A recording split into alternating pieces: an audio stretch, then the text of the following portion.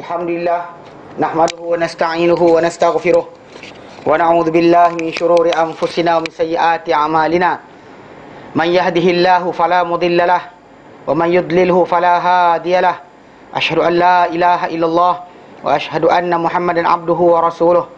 Allahumma salli ala Muhammad wa ala ali Muhammad kama sallaita ala Ibrahim wa ala ali Ibrahim wa barik ala Muhammad wa ala ali Muhammad kama barakta ala Ibrahim wa ala ali Ibrahim fil alamin innaka Hamidum Majid. Rabbi shrah li sadri wa yassir li amri wa hlul 'uqdatam min lisani yafqahu qawli, amma ba'd. Alhamdulillah, kita bersyukur kepada Allah Taala dapat lagi bersama-sama untuk kita teruskan kelas pengajian kita berkenaan dengan fiqh, dan kita alhamdulillah telah sampai membincangkan berkenaan kita bernikah.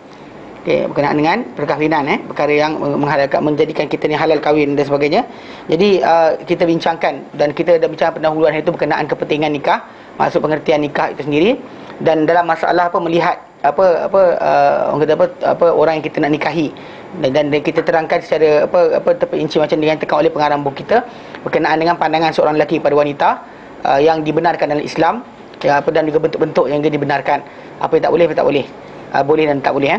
Baik, hari itu kita dah masuk faslun wala yasihu aqdun nikahi illa biwaliyin wa syahidai adlin, dan tidak sah wala yasihu aqdun nikahi, dan tidak sah akad nikah, mana perjanjian pernikahan itu, mana di antara dua pihak berkenaan, illa melainkan biwali wa syahidai adlin, melainkan dengan seorang wali, guardian, yang ciri kita lafaz guardian yang tadi merangkumi bapa, atuk dan sebagainya, cuma pada asas pertama bapa dahulu. Okay, nanti kita terangkan syarat wali ni. Wa syahidai adlin, dan dua orang saksi yang saksama. Perkataan adlin ni saksama. Bila kita terangkan itu, adil ni dia maksud dia orang tu, kalau ikut asas dia lah, tidak berterusan, tidak melakukan dosa besar. Ini tak ada dia terlibat dengan dosa besar, tidak berterusan dengan dosa-dosa kecil. Mana tak buat dosa besar, tak berterusan dosa kecil. Tak, kita kata tak ada dosa langsung. Mana dia ada dosa tapi tidak berterusan dengan dosa-dosa kecil. Dia nampak tiap hari ke duduk lepak main game kat kedai kan. Lepak orang azan kau kopi dia disepak situ. Tak ada lah maksud dia. Yang kita bukan dia kata mana benda tu berterusan tak boleh. Okey. Dengan azan maghrib lepak lagi. Kita sekali mana benda-benda berkenaan dan perkara merosakkan maruah, macam pakai seluar pendek ke. Kalau zaman kita kat sini pakai cap kan, ustaz pakai cap. Pelik juga tu. Kami sebenarnya kat Yaman tu biasa pakai snow cap, terbalik macam tu kan, pakai sejuk, serius. Siapa nak pakai macam tu? Tapi bukanlah kita pakai gaya. Budak Yaman biasanya kalau saya berjumpa ustaz Yaman, normally kalau bukan dari Hadramaut semuanya selekeh. Tak tahu kenapa. Dia tak ada macam kalau budak Mesir, pelajar Mesir, dia kemas, pakai baju sampai sini, butang. Ustaz Yaman ni tak senonoh dia pakai. Kan, dia macam apa selekeh, tak tahu kenapa, Allah alam. So Yaman agaknya macam tu, gaya biasa je kan. Jadi dia orang tak cantik, tak reti nak bergaya. Satu lagi pasal kat Yaman tak ada perempuan ramai.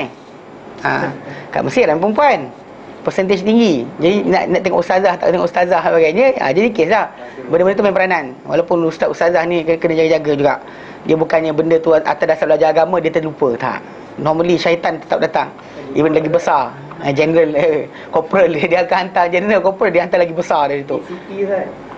Tutupkan pintu belakang, aircon keluar rugi. Ini dia rasa dia tak sejuk nanti.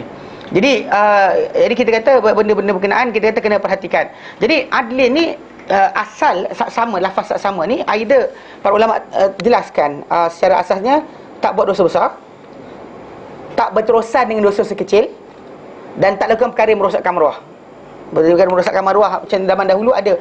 Pernah zaman tertentu tak bagi kopiah pun dikatakan merosakkan maruah. Pernah zaman tertentu. Kita sebenarnya Nabi SAW sendiri sering tak pakai kepala, tak bertutup, sering berkali-kali. Bahkan para sahabat tahu Nabi belah rambut belah mana, belah kiri ke belah kanan ke belah tengah ke. Kalau Nabi pakai serban nak tahu macam mana. Masalah bukan makan kat kedai pun tak boleh. Makan kat kedai. Itu actually benda tu ada separuh tu daripada alam Melayu kita pun ada, orang Arab punya ada. Bahkan orang Arab dia ada benda tertentu, contoh macam orang Arab pelik, lelaki masuk dapur pun aib. Tak tahu, pelik. Macam di Yaman sendiri, orang ni bagus, baik. Tapi macam segi pemakanan, masakan dan sebagainya, lelaki tak masuk dapur. Yang biasa kerja masak-masak ni kan, tak ni. Macam orang kerja macam kerja barber shop, ni taraf rendah. Walaupun orang tu dari keluarga yang baik, still dia orang pandang rendah. Macam bekam. Makan apa, dia makan duit keluarkan darah kan. Dia ada sikit lah benda-benda pelik yang tertinggal. Tapi dari segi asas orang Yaman baik. Tapi saya tengok macam saya ingat dulu kat kawan saya, dia suka datang bilik kita orang dekat asrama. Lalu dia datang betul masakan yang orang Yaman, dia ada masakan yang tak akan jumpa kat pasar. Benda tentu macam dia ada macam apa? Dia panggil lepas saltah. Mana dia tepung tu, dia kacau dengan air masak tu, kemudian letak sup dalam tengah. Betul orang makan akan makan macam tu. Cik pandang-pandang gelupur macam tak melecur jari je. Kan dicucur macam tu makan. Tapi benda ni takkan jumpa kat kedai. Carilah kedai tak jumpa. Dia akan masak kat rumah saja. Tapi yang boleh masak benda ni perempuan je. Dia pakai tak yogurt. Letak yogurt, dia dengan tepung tu dia kacau sampai benda tu pekat.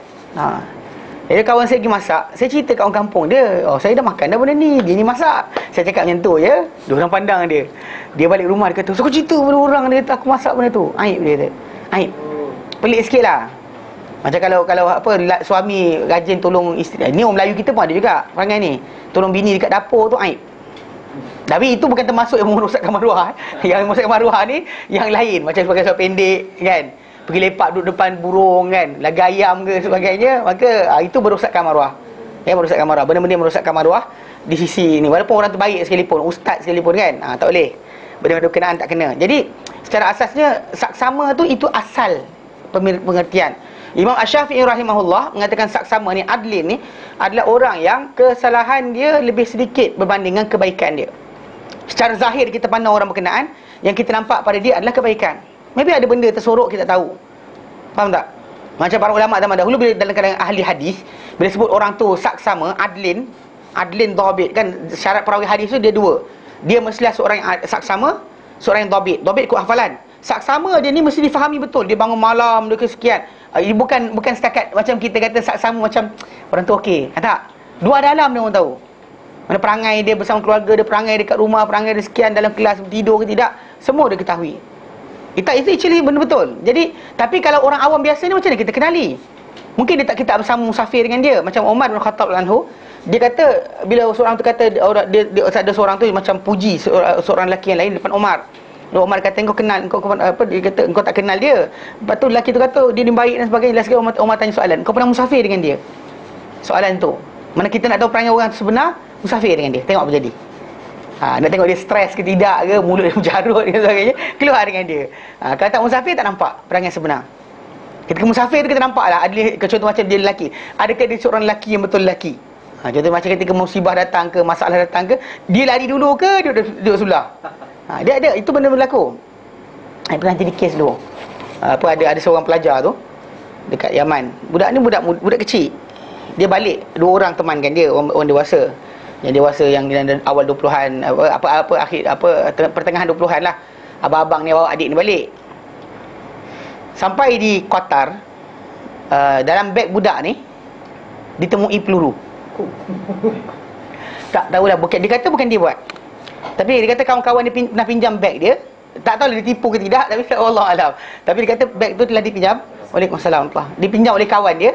Dan peluru tu bukan macam tu yang poket je. Dia diselitkan celah kain. Kan kadang-kadang beg kan ada double lining kan, tengah-tengah tu. Pasal orang dekat airport tu tengok dalam gambar dia, pegang-pegang tak ada. Tengok dalam gambar dia. Last sekali polis koyakkan beg tu, nampak jumpa. Dalam magazine ke tu? Satu je. AK-47. Ni peluru. Tajam. Nak jadi cerita, yang abang dua orang teman kan ni, seorang lari. Tinggalkan dia, nampak dia kata dia lari. Dia lari. Yang seorang lagi tunggu minta lah jangan sekian dah. Dia siap-siap ni lah. Siap naik atas surau tu, solat 2 rakaat, ya Allah lepaskanlah budak ni. Dan actually akhirnya dia lepaskan. Kalau dia kata budak ni hantar balik ke Sana'a, memang semua budak Sana'a kena. Actually Yaman macam tak tahu dah, dia check dia, Allah Allah. Tapi cerita dia benda tu agak loose. Tak tahu budak ni kata bukan dia. Kita ambil asal zahir, dia kata bukan. Okeylah. Fine. Kawan dia nak dajai dia budak dari Yaman, so umatkan dekat celah beg dia. Tapi nak cerita, ketika waktu musafir itulah kita nampak siapa tunggu, siapa lari. Lari. Kawan tu lari straight. Tinggalkan, dia kata aku tak kenal kau. Dia lari straight. Lepas tu bila naik kapal terbang balik, dah selamat. Macam mana? Dia tanya balik macam mana. Ya. Tu kita kata benda macam ni. Itu kita kata dalam keadaan musafir seorang tu kenal betul. Tapi bila kita kata dua saksi yang kita atas zahir, Nampak orang pergi semayang kan, tak tinggal semayang dan sebagainya, dah madai. Mungkin dia ada perangai tak senonoh, contoh macam suka mengumpat, kita tak tahu. Mungkin ada perangai tak senonoh dekat rumah dia, yang dia seorang je tahu dengan Allah Ta'ala, kita tak tahu. Yang benda yang zahir kita tak usah persoalkan. Kita tengok apa yang benda yang tersembunyi kita tak soalkan. Kita tengok apa yang zahir saja. Ini yang para ulama nyata bagi orang awam. Adapun para ulama tidak. Atas nama para ulama, orang-orang yang dikatakan adlin, saksama ni kadang ahli hadis, dia detail. Solat dia macam mana, ibadah dia macam mana kan, zikir dia macam mana kan, apa semua ibadat mereka ni akan didetailkan. Dia menghafal macam mana, orang akan tengok macam tu. Mereka pemurah dia macam Bukhari, terkenal pemurah, duit dia banyak, dia pemurah. Pemurah memang dia, actually kalau dia kata dia ni, dia akan keluarkan duit dia macam tu je, tak pernah kedekut. Tu sifat yang kita kata baik. Kalau saya tak tahu lah, seorang perawi hadis tu kedekut, tak pernah dengar lagi. Ya, macam orang tu hafal hadis, riwayat hadis, tapi perangai dia opposite hadis tadi. Itu masalah. Tak boleh terima. Atau apa, menipu binatang pun tak dibenarkan. Tahu kan cerita? Syarah Bukhari kan. Menipu binatang. Muda. Dia ketuk bekas kan. Dia terdatang kan. Dia peluk-peluk. Kawan ni ambil hadis balik terus. Tak ambil terus. Syarah Bukhari Ketat. Imam Bukhari ketat syarat dia. Jadi ialah pasal Nabi SAW pernah tegur. Dia balik pada hadis Nabi. Pasal Nabi tegur seorang wanita, dia panggil anak dia, meh, mak nak bagi. Dia pegang macam tu. Nabi kata, apa yang kau nak bagi dia? Dia kata, aku nak bagi benda ni, tamar. Nabi kata, ama wallah, ada pun demi Allah. Nabi kata, kalau kau tipu dia, tertulis kat atas kau satu penipuan. Yang budak tu kita kata, bukan kita kata budak tu binatang, tapi dari segi masalah pemahaman, budak tu itu apa? Macam binatang tadi. Jadi dia apply terus, direct. Orang tu boleh menipu macam tu, terus tak pakai hadis dia. Bahkan setengah para ulama kata mancing ikan pun tak boleh. Mancing ikan kan tipu ikan. Kalau dia kata jala tak apa, jala tangkap terus. Kalau anda kata apa? Anda kata ikan ni kan kita letakkan umpan, itu pun timbul tajuk dia. Konsep macam tu sekali. Kita detail. Tapi untuk atas orang awam macam ni, kita ambil yang zahir saja. Kan, dia suka tengok bola, is okay lagi kan. Tengok bola tak sembahyang subuh, masalah. Okay, jadi atas zahir mana syarat apa orang yang menjadi saksi tadi ataupun wali tadi disebut oleh para ulama. Okey, tengok bawah tu. Jadi berkenaan dengan wali tu kan ada, kita dah baca itu sabda Nabi SAW dalam hadis dalam Ibn Hibban, hadis nombor 1247, di mana Ibn Hibban menyatakan dalam sabda Rasulullah SAW, dia kata la nikaha illa biwali, tidak ada nikah melainkan dengan seorang wali, wa syahidai adlin, dan dua orang saksi yang saksama. Okey, wa ma kana min nikahin ala ghairi zalika fa huwa batilun, dan apa-apa pernikahan yang bukan di atas bentuk berkenaan maka ia adalah batil. Okey, diriwayatkan oleh Ibn Hibban hadis nombor 1247, dan beliau berkata tidak sah dalam persebutan berkenaan dua saksi selain daripada hadis ini. Mana ada hadis yang lain, tapi hadis yang dengan sebutan macam ni direct dalam satu hadis, maka ia adalah tidak ada hadis lain yang lebih sahih berbanding ini. Dan warwa Abu Daud, mereka Abu Daud hadis nombor 2085, wa Tirmidzi dan Tirmidzi hadis nombor 1101, an Abi Musa, daripada Abi Musa Al-Asy'ari daripada Abu Musa Al-Asy'ari, dia kata radhiyallahu anhu qala, beliau berkata qala Rasulullah SAW, dalam sabda Rasulullah SAW, la nikaha illa biwali, la nikaha illa biwali, tidak ada nikah melainkan dengan seorang wali, seorang guardian, penjaga. Bukan benda tu jadi kita kata nikah yang sukati. Tapi yang saya terangkan itu masalah wali tadi, pelafazan dalam mazhab Hanafi, dia kata bukan wanita tu boleh nafaskan sendiri, tapi mesti dihadiri oleh wakil daripada kerajaan ataupun penjaga dia kena ada, guardian dia kena ada. Pasal ini adalah kehormatan wanita berkenaan, menunjukkan bahawa wanita tadi ada kehormatan, dan maksud dia lelaki yang kahwin ni tadi bukan dia ambil sukati. Bukan tak ada kehormatan menambil angkut tepi jalan je, tak, tapi bahkan wanita tu ada keluarga dia, ada semua sekali. Sebab kenapa zaman dahulu memang pernikahan-pernikahan yang telah batil dalam Islam, macam nikah syirar, nikah bid'ah dan sebagainya, dibatalkan. Nikah yang pelik-pelik dalam Islam dibatalkan, kecuali nikah yang mana seorang lelaki pinang daripada keluarga wanita berkenaan, kemudian dinikahkan dia oleh penjaga wanita tersebut. Itulah nikah yang disahkan dalam Islam, dibenarkan dalam Islam. Okey. Dan wali tadi kita kata nanti kita akan tengok nanti bila tak ada bapa dan sebagainya, maka pindah datuk dan sampai last sekali kepada kerajaan. Itulah sekali Baik. Jadi sebenarnya kita tahu juru nikah, yang nama juru nikah tu, dia cuma pengesah bagi perbuatan tersebut saja. Pendaftar nikah dia panggil. Dia bukan boleh menikahkan direct, kecuali orang yang tak ada wali lah. Mana orang yang ada wali, ada bapa, ada abang, ada abang kandung, ada ada keluarga bapa saudara, bapa, ada datuk lagi, orang berkenaan dinikahkan oleh orang tersebut. Bahkan seorang wanita, anak dia boleh nikahkan dia. Okey, anak dia boleh nikahkan dia. Okey. Jadi secara asasnya mesti ikut garis panduan tadi. Yang juru nikah tu tak usah action lah sebenarnya. Itu cerita dia. Sebab ramai orang wakil wali ni. Sebenarnya orang pasal banyak takut tak betul sebut. Sebenarnya mudah je, kan? Saya jadi wali 2 kali. 2 orang kakak saya nikahkan. Mana saya wali dah. Wali. Orang kata wali 2 kali. 2 kali wali. Ada saya nikahkan kakak 2 kali. Dan kakak saya nombor 11 dengan nombor 12. Nombor 10 tu saya stop dulu, tak nak terus bagi balik ke Giaman. Saya tak sempat, saya kata. Jadi dia ke abang saya nombor 2 nikahkan. Yang lain kakak saya minta saya jadi wali. Abang saya tak apa. Okey, ambil lah, dia kata. Ambil lah kau, dia tak nak jadi saya buat. Saya wali, saya nikahkan kat saya. The first one, the 11 tu saya wakilkan. The second one saya nikahkan sendiri. Wali dah. Kan? Wali dah. Orang kata ustaz tu wali je. Satu nafas ni tak ada. Actually satu lafaz tadi, nanti kita bincangkan. Dia satu lafaz ni dalam ijab qabul tu, sebenarnya ijab qabul itu satu lafaz. Sebenarnya yang dimaksudkan satu lafaz tadi, jangan ada interruption dalam perbualan tadi. Contoh macam saya tawarkan. Contoh saya kata, nak beli tak barang ni? Dia kata okey, saya beli. Okey, maksud dia kalau jangan saya kata nak beli tak barang ni, lepas tu dia macam simbang-simbang dulu. Okey, macam interruption tu tidak ada. That's the problem yang menjadi masalah kita, masyarakat kita. Interruption itu. How many second?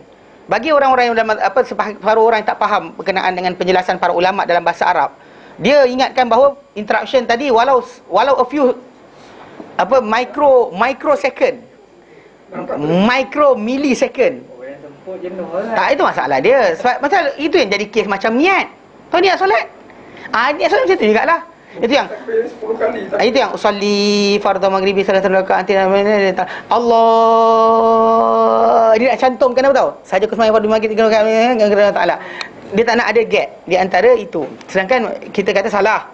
First thing first, kalau betul nak dibantu orang itu punya lafaz niat dia dengan hati dia nak jaga dan tak nak jaga hati dia mengkucak-kacik. Dia simple je. Ada orang kata apa pasal perlu benda tu? Mana adakah para ulama Syafi'i ini mengada? Tak. Dia cerita sini. Pernah tak kena orang tu semayang, Allahu Akbar. Kemudian kan dah nak rukuk baru aku semayang apa ni? Soalan pernah kena? Saya tanya soalan pernah kena tak? Angguk je. Saya tahu semua orang pernah kena. Dia jadi datang tengah kejar-kejar, nanti kereta orang kat luar, tadi marah orang, marah anak sebagainya. Allahu Akbar. Lepas tu aku semayang apa ni? Itu. Dia tak nak itu je. Kan mana kalau orang tu ketika nak semayang, dia tanya diri dia, aku nak semayang apa? Dia jawab sendiri. That's your niat.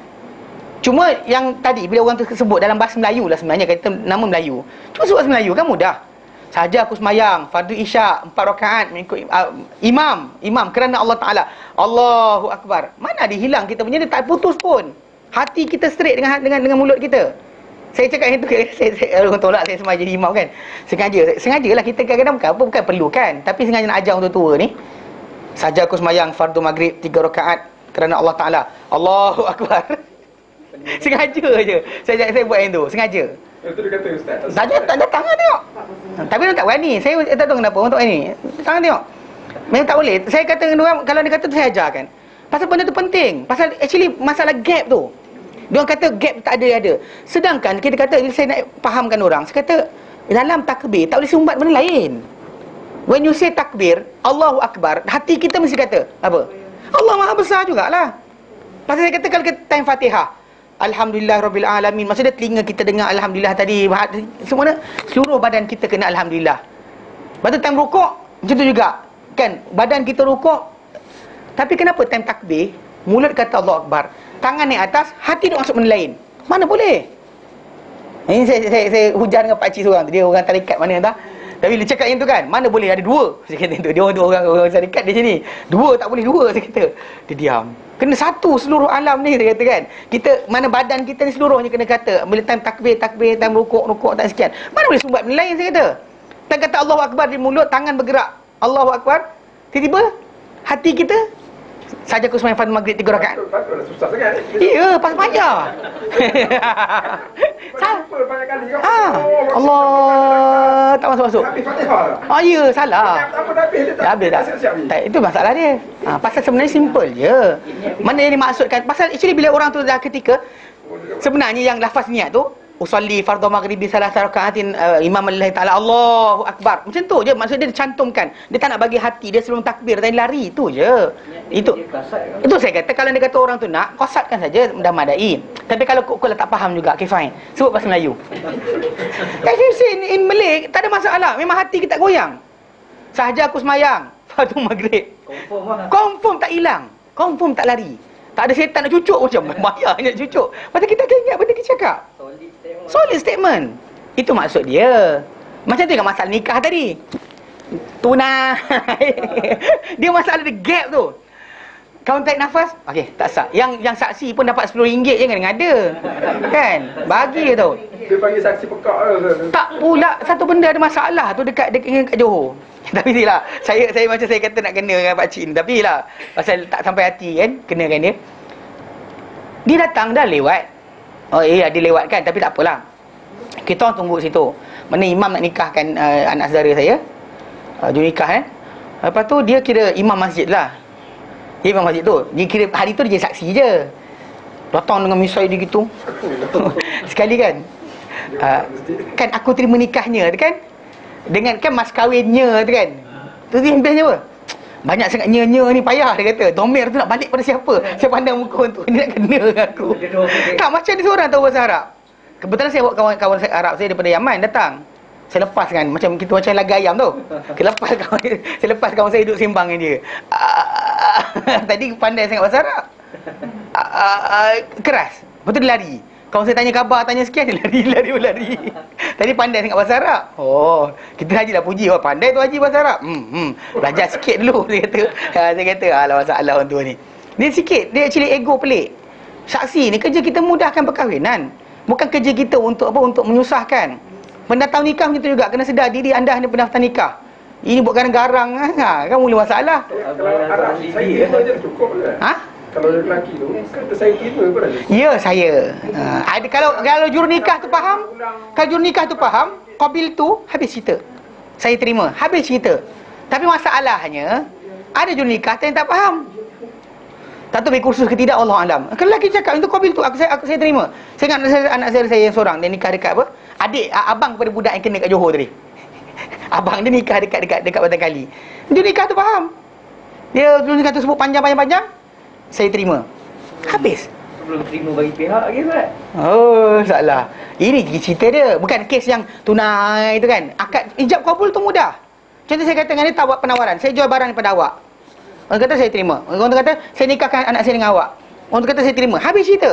Masalah mahar tu kalau tak disebut, bagus sebut. Nanti kita akan masuk. Bagus sebut. Kalau tak sebut pun ia akan berjalan. Mana pernikahan tadi sah dan pembayaran mahar tadi boleh ditetapkan ikut masa mahar setempat. Kalau zaman sekarang ni kadang-kadang 10,000 adalah benda yang biasa. Kalau belah Kelantan, Terengganu ada lagi lah lokal lah. Sebelah kawasan macam Kelantan, Terengganu 4,000, 3,000 tu masih lagi acceptable. Kat sini KL saya tak tahu. Tak ada 3,000, 4,000. Ada? Pernah dengar? Tak dengar kan? Tak, bukan. Mas kahwin lain. Hantaran tadi. Mas kahwin actually kalau macam Selangor dan sebagainya, ditetapkan sekarang Selangor 300. Tak ada kurang dari 300. Selangor sekarang 300. Yelah, bagilah benda yang boleh perempuan tu beli barang. RM30 nak beli barang apa? Coklat pun habis coklat. Kalau 300 tu boleh beli produk nasi ke dan sebagainya kan. Yelah, produk nasi kalau orang bagi hadiah kau tak bagi. Biasa-biasa orang perempuan ni dia suka sentimental. Inilah produk nasi yang saya beli dengan duit mas kahwin hari tu. Ada macam tu. Dia sentimental sikit. Itu mas kahwin tu hak wanita. Hak wanita. Actually sebenarnya hantaran pun hak wanita. Sebenarnya ya saya. Pasal benda berkenaan bukan penjagaan anak sebenarnya. Kan? Pasal actually benda tersebut bukan penjagaan anak. Duit sebenarnya untuk wanita tadi. Mana hadiah bagi perkahwinan dia dan untuk bagi actually betul untuk hidup dia orang bermula kan. Perempuan tu ada jaminan. Pasal lepas dia terkeluar daripada keluarga tadi dia tak boleh minta duit dengan bapak dia dah. Tahu tak? Tak cabar.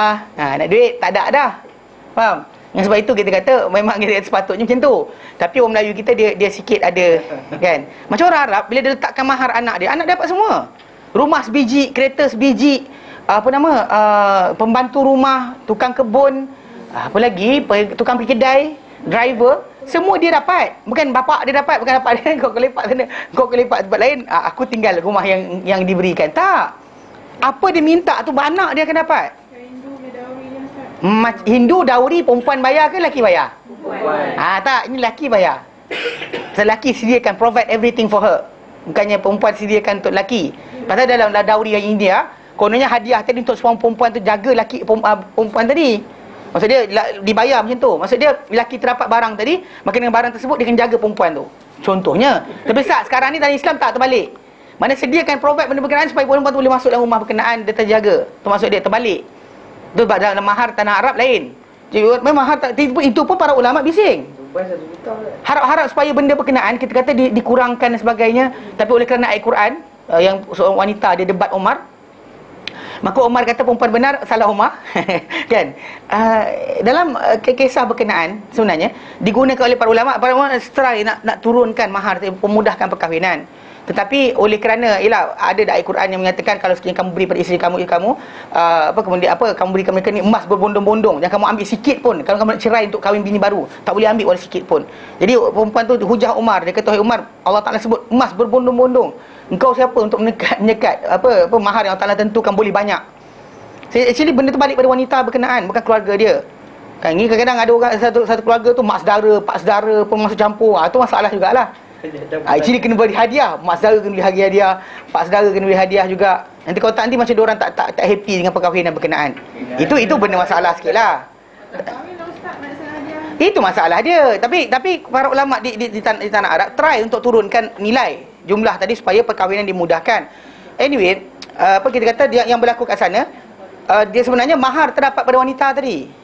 Mahar yang disebut tu dapat pada wanita berkenaan, bukan dapat pada orang lain.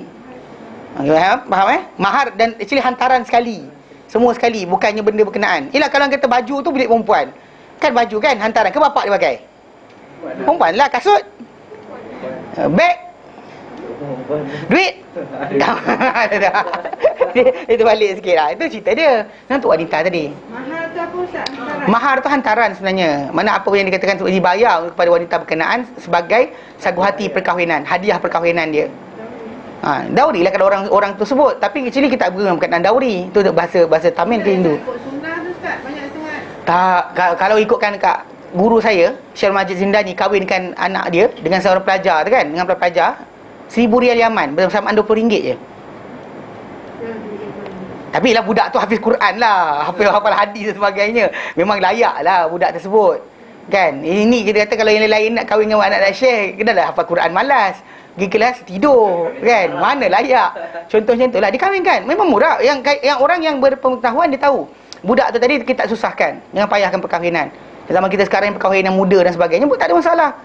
Kan ada orang macam anak saya tu, dia kahwin, kemudian dia orang pergi belajar ke Mesir, anak dia tinggal sini. Anak dia tinggal ngatuk. Nanti cuti sekolah balik, nanti kan dia pergi balik macam tu. Untuk berapa tahun lah, selagi tak habis belajar. Ni tak tahulah, tak boleh belajar, tak boleh balik. Medio tawarkan, kalau siapa nak sambung kat medio. Medio Shah Alam. Tawarkan. Tapi masalah lah, nanti ada orang kata macam, ini universiti Wahabi kan. Bagi universiti Sufi kalau nak. Kan, mana ada universiti Sufi? Pondok lah, tak ada lah. Okay, jadi secara asasnya faham Jadi sebenarnya akad perkahwinan actually mudah je, tak susah. Kan lafaz tadi lafaz, tak disebut pun tak apa. Nanti kita bincangkan. Jadi iya Kak. Daripada solat ini kan, kalau kita batalkan solat dengan sengaja, ada salah? Macam mana batalkan solat dengan sengaja? Tak. Actually tak. Tak. Actually macam ni, batalkan solat. Kita tinggalkan pergerakan solat tu dalam madai. Mana solat kita batal dengan cara tadi. Macam kita kata contoh, macam kita beralih dah batal. Alih badan kita daripada kiblat dan membatalkan solat kan. So benda tu memadai. Tak mestinya dengan ditamatkan solat dengan salam. Dibatalkan solat tidak dengan salam. Ni beza Pasal mana dan pula kan musuh datang serang nak batal sembahyang ni. Kan nampak ular ke contohnya lah. Katakan anak menjerit, api mak, api. Assalamualaikum warahmatullahi wabarakatuh. Dan Kak tinggal je terus. Normally actually orang tinggal je terus. Meninggalkan perbuatan solat tu dah kira membatalkan solat. Pasal dia solat tadi, apa-apa kita buat yang boleh batalkan solat, dan kentut lambat. Tak faham? Membatalkan solat bukan kita keluar solat. Dia beza. Mana macam salam tadi diakhiri semayang dengan salam. Tapi salam tak dibuat di tengah-tengah semayang. Bahkan tidak dikatakan mesti dibatalkan semayang dengan salam. Bahkan dibatalkan semayang dengan apa-apa pergerakan yang bertentangan dengan pergerakan semayang. Berjalan ke, melompat ke, berlari ke, menjerit ke, apa dan sebagainya, nampak pencuri. Ada kat kawan saya cerita. Tengah semayang, ramai-ramai budak semayang kan. Semayang. Semayang apa tak ingat. Tapi rakaat yang banyak sikit lah, bukan subuh. Ke subuh. Tiba-tiba imam diam. Tak bangkit-bangkit. Allahu Akbar, sujud. Tak bangkit-bangkit. Tidur. Mana dia keluar kejar pencuri, kejar basikal.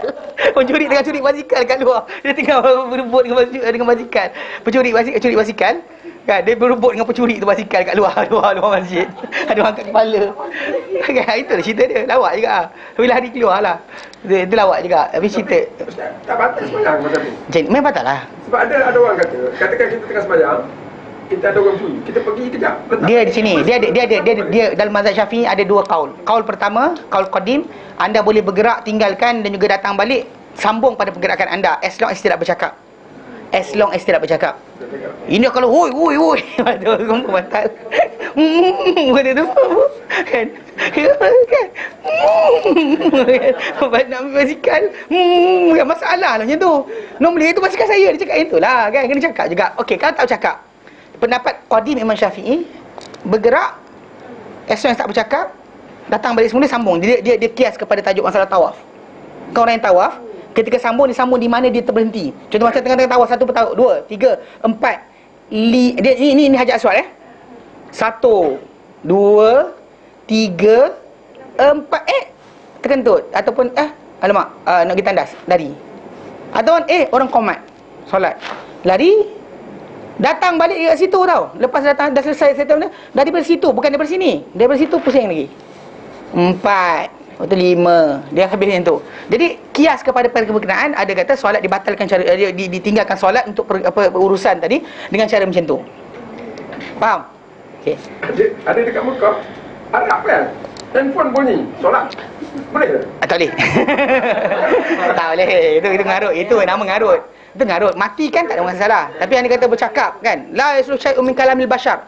Mana bila Nabi kata inna hadhihi salawat, solat ini, solat yang kita buat ni, innama hiya, ia hanyalah takbir, tasbih, qiraah. Takbir, tasbih, qiraah. La yasluhu fiha syai'un. Tak boleh ada dalamnya syai'un, sesuatu pun, min kalamil bashar, daripada kata manusia. So cakap, hello solat, tak boleh.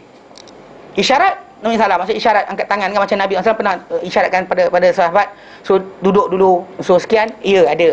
Tapi benda berkenaan untuk hajat sahaja. Isyarat tangan boleh? Isyarat tangan tak masalah. Maksudnya isyarat tangan kita sekat orang lintas depan kita lah. Lintas juga, maksud dikali pukul. Tak, actually sebenarnya benda ni pakai di mana tau? Pakai ketika mana berada di luar kawasan, kawasan lapang, kawasan padang dan sebagainya. Maksud dia ketika tengah hutan tu, melintas juga depan kita tu syaitan. Tu yang Nabi kata bunuh. Yang dalam masjid tu confirm bukan syaitan. Kan? Orang jahil, kau je bunuh buat apa? Dulu saya ingat ada seorang kawan saya, budak dia kawan tak baik lah, datang bilik kita 3-4 kali. Hari dia nama dia Muhammad, orang Chechnya. Besar gila. Tinggi benda tinggi tu lah, tinggi dia. Besar sungguh. Chechnya kan, Rusia. Kita panggil Muhammad Chechen lah. Dia bila Chechnya kena serang tu, dia minta izin daripada Syekh Majid Zindani ni balik pergi jihad, dan dia mati syahid. Nak jadi cerita, dia ni hanya ada cerita dia kena. Tadi mula datang ke universiti berkenaan, dia belajar. Allahu Akbar kan. Lepas tu kalau lintas sekat lah kan. Datang budak tu, orang Arab tu lintas juga. Sekali Tuhan, kali Tuhan dia pegang, oi, kau tak faham ke? Dia berhenti semayang, dia tangkap kau tu nak tumbuh. Serius budak tu ialah, dia actually literally benda berkenaan kita kata dalam keadaan biasa, masjid dan sebagainya, sempit sesak, tak apalah. Dia tahan sekali, dia tak dengar cakap sudah. Yang kita kejar pula tahan, weh, aku tak faham bahasa Melayu ke? Kan, kau bahasa Arab kan? Dia kata aku tak faham bahasa Melayu, aku faham bahasa Arab je. Kan, dan kalau kita tak boleh macam itulah, mana jangan sekat lebih lah. Madai kita angkat, dia tak nak jalan sudah. Mana zaman kita banyak orang jahil, tak tahu. Memang dah hadis Nabi datang, lau ya'lamul maru. Kalau tahulah orang yang melintas baina yaday musalli, apa di hadapan orang yang solat tu, apa yang kena pada dia, dosa yang dikena, lakana an yakifan, saya untuk dia berdiri 3 hari ke 3 bulan ke 3 tahun lebih baik daripada melintas. Kalau dia tahu Normally orang tak tahu bab ni. Main langkah aje. Tapi yang apply untuk bunuh tadi, yang para ulama menyatakan ketika berada di luar, kita pergi hutan, camping sebagainya, semayang, Allahu Akbar, tiba-tiba ada nak melintas, sekat. Tapi normally kalau sekali orang nak melintas, lari kita tak? Kan siapa pula gila tengah hutan aku nak semayang dia melintas depan aku kan? Normally orang Arab kan dia pergi padang pasir dan sebagainya, kan keluar padang lapang, kan binatang lintas. Nabi sekat. Ada kambing nak melintas depan Nabi. Nabi berjalan sampai apa? Nabi jalan sampai sekat, dia tak benarkan dia lintas depan Nabi. Ada macam tu. Tapi kita kata, yelah kalau kita dah berada dekat hutan tu, kalau ada benda nak melintas, kita larilah. Mana ada orang kita tunggu macam sekat sekali, sekat 2 kali, datang lintas je, astagfirullahalazim, larilah orang kita. Tapi normally pakai di luar lah, yang pakai kat dalam masjid. Dan masjid tu jiran kita, pakcik tu, takkan kau nak pukul dia? Takat halang lah. Halang je lah.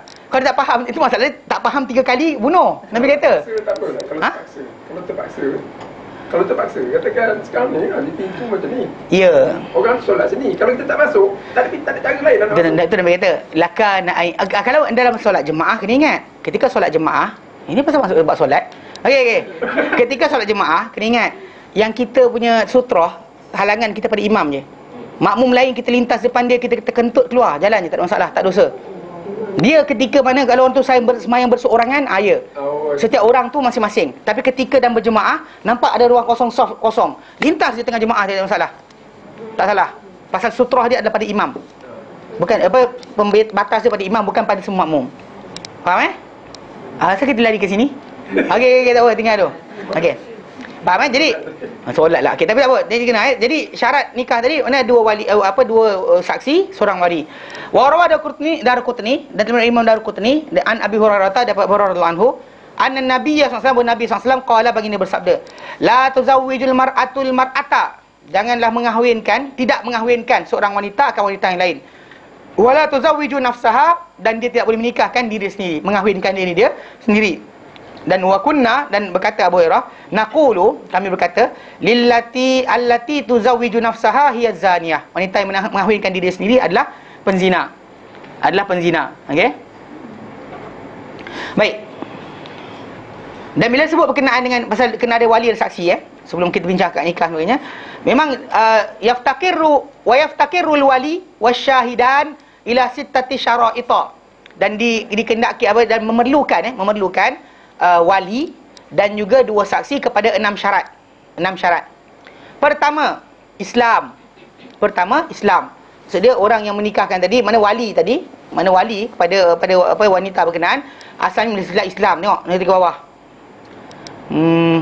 Liqaulihi ta'ala, kerana firman Allah Ta'ala, wal mu'minuna wal mu'minat ba'duhum awliya'u ba'd, dan orang beriman lelaki, orang beriman lelaki, orang beriman wanita, ba'duhum, sebahagian mereka, awliya'u ba'd, adalah pelindung sebahagian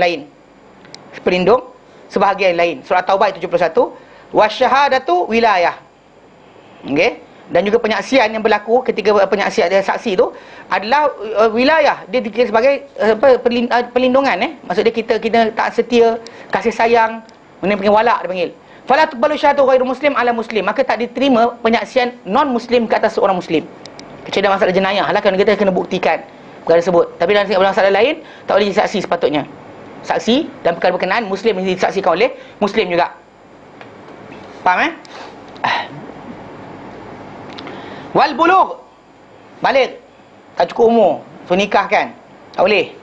Okey. Ataupun saksi macam tu juga. Saksi pun macam tu juga, mesti balik.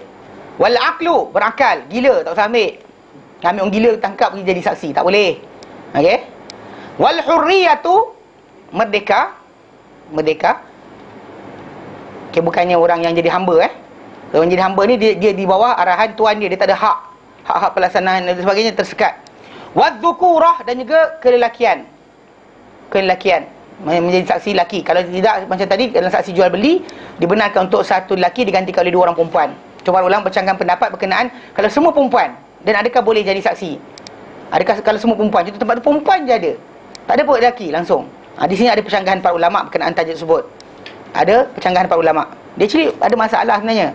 Perempuan ni bila nampak benda kan sesuatu, dia tutup mata. Tahu tak? Tengok cerita hantu untuk mata. Macam ni saksi. Gitu tutup mata. Jadi macam mana kita nak benda katakan contoh macam untuk saksi satu perkara, lelaki normally dia akan apa jadi kan? Ada je lelaki yang menjerit. Okey, tapi normally perempuan bila berlaku apa-apa, dia akan buat apa? Menjerit dan tutup mata. So macam ni saksi. Faham tak? Kan? Benda tu terkejut tu tak nak ni. Tak boleh lah. Dengan sebab itu kita kata banyak-banyak kes lah. Para ulama bahaskan panjang lebar berkenaan dengan saksi seorang lelaki dua perempuan kan?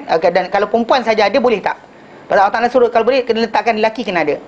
Sebab apa? Sebab apa tajuk tadi lah. Asas pertama kadang ialah terlelap ke, dia terngigau ke, apa je? Apa?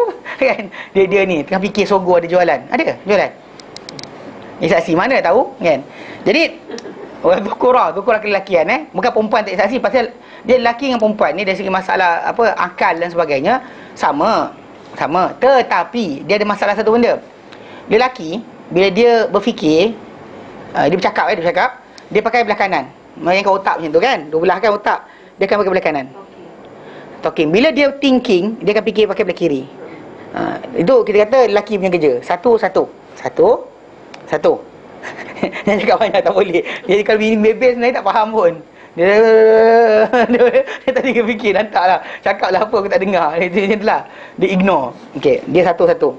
Kalau anda kata perempuan bila dia bercakap atau berfikir, dia pakai dua belah. Actually ada ahli sains kata benda tu baguslah pasal menunjukkan bahawa mereka kreatif, banyak pakai otak punya kawasan. Tapi dia ada masalah. Masalah dia bila benda tu jadi, dia akan bercampur aduk maklumat. Tak stabil. Maksud tak stabil tadi, kalau gaduh berkenaan sampah, dia akan ungkit berkenaan dengan tajuk mula-mula jumpa dulu. Sini terus terang Mana kalau perempuan dia mengaku memang kalau gaduh takkan gaduh, dia takkan objektif benda depan mata. Pandai pun. Biasa pernah kena kan? Pernah kena tahu. Siapa pernah kena tahu. Okey. Dia akan you dulu, awak dulu, kita dulu. Hari tu lelaki lembab sikit. Lelaki dia normally kan, dia bengang dia belah, dia lari. Memang dah. Kalau kita buat pegang macam dia marah pula. Memang lah. Tapi lelaki tak ada macam tu. Dia payah sikit tau. Pasal dia biasa normally dia pakai sebelah. Lelaki tak ingat. Tak ingat dah. Dia tak ingat nak pakai pun dia tak ingat. Ada seorang saya ingat. Ustaz ada seorang ustaz lah. Dia actually dia macam ni. Dia cerita berkenaan seorang. Dia actually kan dalam Facebook kan, orang sekarang ni kan duk main ni cakap ni kan. So ustaz kawan kita ni, dia pergi kata pada orang tu, dia sebut nama asal. Kawan ni dia pakai nama samaran. Lepas tu bila disebut nama asal, kawan tu marah. Ni siapa ni? Siapa Zuhar Syaitan ni kata itulah, cakap kata kawan tu. Jadi kawan ni saya dah cerita tentang perangai budak ni. Budak ni punya perangai saya cerita lama dah, pasal saya kena dekat Yaman. Tapi kelakarnya tahu. Bila lepas dia kawan tu dah block, baru dia teringat apa benda saya cerita. Dia tak reti nak apa? Saya tengah marah, tak reti, tak recall balik, lambat. Lepas tu dia pasal lelaki satu-satu. Recall time cakap dia tak boleh. Macam perempuan sambil cakap tangan dia boleh gerak kan, lipat baju sebagainya, tak boleh kedai kan, dia macam tu. Dia beza. Lelaki dia tak boleh, dia kalau nak cakap ya betul. Actually benda tu rahmat untuk menjaga anak, kena macam tu. Kalau jadi lelaki menjaga anak memang ada masalah hampir kan. Anak tu macam mana tak mandi lagi kan, dia sibuk berkenaan anak tu tadi kan, dia lupa anak tak mandi lagi. Macam tu biasa. Anak macam lelaki lah tanya umur anak berapa. Kau umur apa lah? Ni anak pakcik ni umur apa ni? Kau dah jawab apa? Dia tanya balik anak dah jawab apa. Tak ada, tak ingat dia. Itu contohlah. Jadi asas pertama dari Islam, benda tu yang kita kata penyaksian berlaku. Maksudnya Islam bukan rendahkan wanita, pasal dia setiap orang ada, setiap makhluk ni ada tugasan masing-masing. So sesuai tugasan dia, Allah jadikan kurang penyaksian tadi. Dan macam tadilah saya kata, bila berlaku benda-benda pelik-pelik, so dia akan tutup mata nak jadi saksi. Macam mana? Kan berlaku pembunuhan. Awak nampak tak? Saya tak nampak tutup mata. Contoh je lah. Kan? Dia tutup mata. So tutup mata ni saksi macam mana? Kau lelaki kan, dia pasti buka dia kan. Cuma masalah dia dekat situ lah. So jadi apa dari segi asasnya, kelelakian tu penting kan. Bila kita zaman tu ketika tu kan tengah debar-debar kan, nak angkat nikah tu kan. Dia jawab jadi tak? Dia tutup mata. Tak boleh lah. Kan lelaki dia akan tengok. Okey. So dengan sebab itu lelaki tu adalah penting. Wal adalah. Dan juga sifat kesaksamaan yang kita sebut tadi, kesaksamaan. Tengok nombor 2 nombor bawah. 2 bawah. Inilah berkenaan tajuk kenapa yang kita sering dengar berkenaan dengan orang fasik tak boleh jadi wali. Okey. Liqaulihi sallallahu alaihi wasallam, kerana sabda baginda sallallahu alaihi wasallam, la nikaha, tidak nikah illa kecuali biwaliyin mursyidin, kecuali dengan seorang wali yang mursyid. Wa syahidai adlin, dan dua saksi yang adil, yang saksama. Imam Syafi'i riwayatkan hadis ni dalam musnad beliau, dan Imam Ahmad berkata ini adalah yang paling sahih dalam bab ini. Mughni Muhtaj 3155. Saya try check balik. Sebenarnya ketika Imam Syafi'i buka sebut hadis ni, dia sebut dalam jilid yang ke-8 kitab Al-Um, cetakan Darul Wafa Mesir.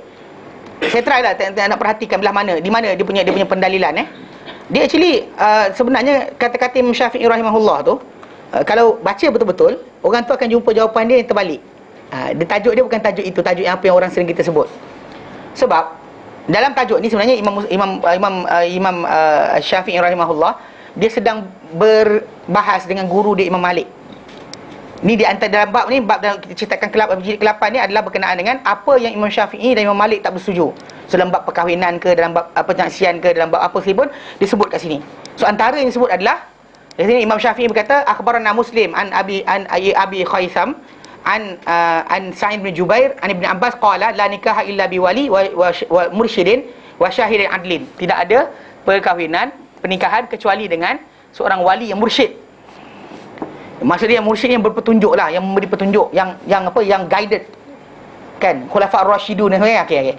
Jadi dia kata wasyahidai adlin, dua saksi yang saksama. Qala Syafi'i rahimahullah, berkata Syafi'i rahimahullah, hadza qaulu al-amah bil Madinah wal Makkah. Ini adalah pendapat am di Madinah dan Makkah. Dan Imam Malik kata qultu li Syafi'i, aku kata pada Syafi'i, nahnu naqulu fi daniyah. Kami kata pendapat ini berkenaan dengan orang yang dia punya kedudukan dia kedudukan dia bukannya taraf bangsawan. La ba'sa an tunkaha bi ghairi wali. Tak mengapa dinikahkan dia dengan tanpa wali. Wa nafsahuhu fi syarifah, dan kami akan fasahkan kalau pernikahan itu dibuat tanpa wali dan tanpa sekian, kami akan fasahkan. Maksud dia sekarang macam ni, bila Imam Malik cakap benda tu, dan hadis yang Imam Syafi'i rujuk ni, dia bukan berkenaan dengan tajuk wali itu kena bersifat dengan sifat mursyid sebenarnya. Maksud dia mursyid tadi adalah orang yang contoh macam wali ni tadi mestilah orang paling berakal dan keluarga tadi. Contoh macam kalau dia kata ada adik, ada sekian, yang paling ini yang dipilih macam tu. Faqala Syafi'i, Imam Syafi'i berkata uttum lima syaddattum minal amri awliya fanaqatumuhu. Kamu kembali kepada apa yang kamu ketatkan daripada urusan wali-wali ni, lalu kamu merungkaikan dia balik. Dia kata faqultum la ba'sa antul kahadaniyah bi ghairi wali. Kamu kata tak apa untuk menikahkan orang yang mempunyai kedudukan yang rendah, maksudnya wanita yang tak ada, bukan bangsawan dan sebagainya, bi ghairi wali amma syarifah fala. Maka orang yang mulia, wanita yang syarifah ni maksudnya yang berkedudukan bangsawan dan sebagainya, tak boleh. Jadi Imam Syafi'i kata qala Syafi'i as-sunnah wal athar ala kulli imra'atin. Sunnah dan juga athar yang datang adalah ke atas setiap wanita. Faman amarakum an takhussu fama amarakum, siapakah yang menyuruh kamu an takhussu syarifata bil hiyatati laha, untuk kamu khususkan wanita-wanita yang mulia keturunan dengan penjagaan untuk mereka. Wattiba'il hadis fiha, dan kamu kenakan hadis ni kepada mereka. Wa tukhaliful hadis an Nabi sallallahu alaihi wasallam wa amman ba'dahu fid daniyah, lalu kamu canggahi hadis daripada Nabi SAW berkenaan sesiapa yang sesudahnya daripada kalangan orang-orang yang tidak bangsawan, yang hina lah, keturunan yang tak kaya, ataupun keturunan yang pesawah petani, macam bukan anak Datuk Tan Sri lah contohnya, kan. Okey. Ara'aitum law qala lakum qail, adakah pernah kamu nampak kalau berkata kepada kamu seorang yang berkata bal ujizu nikah daniyah illa biwali, bahkan aku tak memboleh bahkan la ujizu nikah daniyah, aku tak benarkan pernikahan wanita yang rendah martabat dia melainkan dengan wali, li'annaha aqrab an tudlasa bin nikah, kan dia adalah lebih hampir untuk daripada dia ni dia kata dia jadi lebih elok dia kedudukan dia berbanding dengan dinikahkan dengan cara wali daripada keadaan tak berwali, kan. Dan dia jadi bahkan benda tu membawa kepada makruh, kan, bahkan actually kan benda dibenci lah. Kita tahu wanita tadi kerana dia tak ada martabat, lalu kita tak ada wali. Okey. Dan dia kata yang waktu Okey, dia kata min syarifatil lati tastahi an ala syarfiha wa takhafu min man yamna'uha. Mana dia kata kerana dalam perkara ni kamu ada masalah pasal kamu benci tak suka kepada orang yang ada kedudukan mulia dan sebagainya, yang kamu bimbang ke atas malu di atas dia punya kemuliaan dia, dan kamu bimbang ke atas ke atas dia punya kedudukan, kamu tolong sekat bagi jaga mereka. Mana boleh macam tu? Amakan aqrabu ila ayyakuna asaba minkum, bukankah orang tu kalau dia kata dia cakap itu dia nak jaga kehormatan wanita tadi walaupun dia keturunan yang rendah sebagainya, bukankah dia lebih tepat berbanding kamu? Kena hadis tadi kena untuk dia. Okey, fa innal khata'a fi hadzal qawli an hadzal qaul, kerana sungguhnya kesalahan terdapat daripada pendapat ini liubayina man liubayina, supaya aku terjelaskan, min yahtaja ila tabyin bi aksar min hikayatihi. Mana dia semua samalah. Jadi secara tak langsung Imam Syafi'i kata an-nisa muharramatul furuj, wanita-wanita ni diharamkan dia punya kemaluan. Tak boleh siapa pegang, tak boleh siapa apa, illa bima ubihat bihil furuj minan nikah, melainkan dengan apa yang dihalalkan dengannya kemaluan dari segi bentuk nikah, bil auliya, dengan wali-wali, hadirnya wali-wali, wasyuhud, dan syahid, saksi-saksi, warida, dan juga ada keredaan. Wala farqa bainama yahrumu minhunna wa alaihinna fi syarifati wala wadi'ah, dan tidak ada perbezaan di antara apa yang diharamkan daripada mereka atau apa yang diharam ke atas mereka, pada yang mulia dan juga tidak juga pada yang hina. Wa haqqallahu alaihinna wa fihinna kulluhunna wahid, dan hak Allah Taala ke atas mereka dan pada mereka semuanya adalah satu. La yahillu liwahidatin minhunna illa wala yuharramu minha illa mahalla lil ukhra wa hurrima minha, dan tidak dihalalkan untuk seorang pun di kalangan wanita-wanita tadi, dan tidak diharamkan daripadanya melainkan apa yang dihalalkan untuk yang lain ataupun yang diharamkan. Mana halal atau haram pada wanita yang mulia atau pada yang hina sama saja. Okey, kalau kita baca hadis ni atau penjelasan Imam Syafi'i tadi, nampak ke tajuk berkenaan dengan wali tu kena dia berlaku seorang yang tak ada tindik kat Subang, tak ada tak? Berdasar apa saya terangkan tadi? Tak ada. Tapi benda ni berlaku dalam fahaman kita masyarakat kita, pasal diorang buka kitab satu lagi. Ini kitab diorang buka kitab satu lagi. Dan kitab berkenaan dengan ni dalam apa? Dalam kitab Mughni Muhtaj ni. Yang sebut tadi kan. Jadi dia kata wala li wilayatil fasikin, nanti ada kewalian bagi orang yang fasik. Ni disebut oleh Khatib Syarbini dalam kitab Mughni Muhtaj. Ni nak kena clarify balik Memang kita kata sepatutnya wali tadi kenalah orang yang bersifat bagus. Namun begitu soalan sekarang, adakah sah kalau seorang bapa yang ialah dia on off solat, on off on off kan, solat dia on off, ada on ada off, ada hari dia solat dia tak solat. Lepas tu ataupun solat bapa tu yang jenis apa, contohlah zaman kita moden sangat kan, moden kan, minum arak kan, atau berjudi dan sebagainya. Soalan sekarang ni, kalau dinikahkan anak dia sah ke tidak? Ini persoalan timbul. Jadi dalam perkara ni macam disebut oleh Khatib Syarbini, panjang saya tak baca semua, saya terangkan sikit.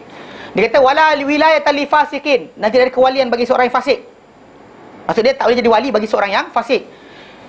Ghairal imam al-azam mujbir kana aula, selain daripada tak kira sama ada orang tu imam yang azam, mana imam pemerintah yang terbesar yang boleh mujbir, yang kuat ataupun tidak. Dia kata fiskun, kefasikan tadi, bisyur bil khamri aula, kefasikan tu berlaku dengan minum arak ataupun tidak. Wa alana bi fisqihi aula, sama ada dia iklankan kefasikan dia tidak. Mana maksud dia tak kira benda tadi berlaku, kefasikan tadi tu nyata atau tersorok, tak kira, sama aja bagi mereka. Ni agak keras sikit. Yang dikatakan syadid, keras. Ni jelas sekali macam bapak kenapa nak bertaubat? Sebab nak kahwinkan anak. Tak ada. Dan Islam tak ada macam tu. Bertaubat kerana takut Allah Ta'ala, bukan sebab nak kahwinkan anak. Alal madhab ikut madhab. Bal tantaqilu al-wilayah tu li ab'ad, bahkan akan berpindah kewalian, mana wali tu, perwalian menjadi penjaga, guardian kepada orang yang nak kahwin tu, lil ab'ad, kepada orang yang lebih jauh. Contoh macam bapak pengen tak senonoh, dan bagi datuk tak sekian pergi pada adik-beradik, sekian pergi pada pak saudara, sekian pergi pada anak saudara, sepupu, sekian pergi pada cucu dan sebagainya. Dia akan extend macam tu bagi mereka melihat macam tu. Dia kata apa? Dia kata kerana hadis la nikah illa biwali mursyid, tidak ada nikah kecuali dengan wali mursyid. Itu saya kata tadi, masalah kefahaman berkenaan dalil mursyid tu maksud dia apa. Jadi sebab itu kita kata jangan dalam masyarakat kita kefahaman adalah tak boleh kalau wali tu sekian. Saya bukan maksud dia menggalakkan orang buat maksiat jadi wali, ataupun kita kata jangan bertaubat. Tak. Soalan sekarang kita nak mengatakan sah atau tidak pernikahan tadi dengan dia menjadi wali. Dia pasal dia bapak betul. Kan bukan bapa orang lain dah. Memang pernikahan, ketika nikah dulu dia ni. Katakan ketika tu tak kaya, tak ada berduit sangat, tak ada buat maksiat banyak. Daripada kaya buat jahat. Contohnya lah. Kan nak buat jahat bukannya ni kena banyak duit juga habis. Jadi tidak nikah mereka dengan wali mursyid. Lafaz wali mursyid tadi tu meaning apa? Ikut apa Imam Syafi'i terangkan, bukan maksud dia berkenaan dengan wali tadi, tak ada bersifat-sifat tadi. Bahkan Imam Malik ketika Imam Syafi'i gunakan hadis ni, dia terangkan berkenaan tajuk apa? Tajuk orang tersebut mestilah apa? Mestilah ada wali, tak kira wanita apa benda pun. Faham tak? Jadi di sini tajuk dia. Maka dikata itu rawah Syafi'i fi musnadi bi sanadin sahih. Wa qala Imam Ahmad, berkata Imam Ahmad, innahu asahha syai'un fil bab. Mana hadis paling sahih dalam bab ini. Wa naqala Ibnu Daud an Syafi'i fil Buaiti annahu qala, dan dalam menukilkan Ibnu Daud daripada Syafi'i dalam Buaiti bahawa dia kata al murad mursyid, dan dimaksudkan dengan mursyid di sini dalam hadis ni al adl, adil, okey. Wali annahu naqsun yaqdahu fi syahadati, dan kerana sifat tidak saksama ni adalah satu benda yang merosakkan penyaksian, maka halang orang berkenaan daripada menjadi wali. Ia menjadi seperti macam jadi macam perhambaan. Ini sayang orang tu hilang kelayakan sebab apa? Macam tadi dia mesti apa? Merdeka. Dia sekian antaranya apa? Mesti juga dia ni apa? Dia merosakkan hak untuk menjadi saksi, maka automatik dia tak boleh menjadi wali. Ini problem dia lah. Okey. Mana jadi dalam tajuk ni panjang lebar dibincangkan. Jumhur para ulama sebenarnya tak letakkan benda sebagai syarat besar. Kalau marjuh lah. Tapi memang kita kata seorang wali tadi, kalau kat Malaysia normally kan jurnikah tu suruh apa? Ngucap dulu kan, astaghfirullahalazim. Actually one thing lah kan, kita kata apa, benda berkenaan dengan datang jurnikah yang diajarkan macam tu, dia mengurangkan panggil apa? Sedikit lah kata keadaan yang buruk tadi.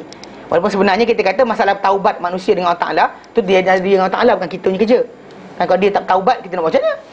Macam tadi ada seorang kawan saya hantar SMS tanya dalam WhatsApp, dia kata apa? Seorang lelaki, dia etis, dia murtad lah.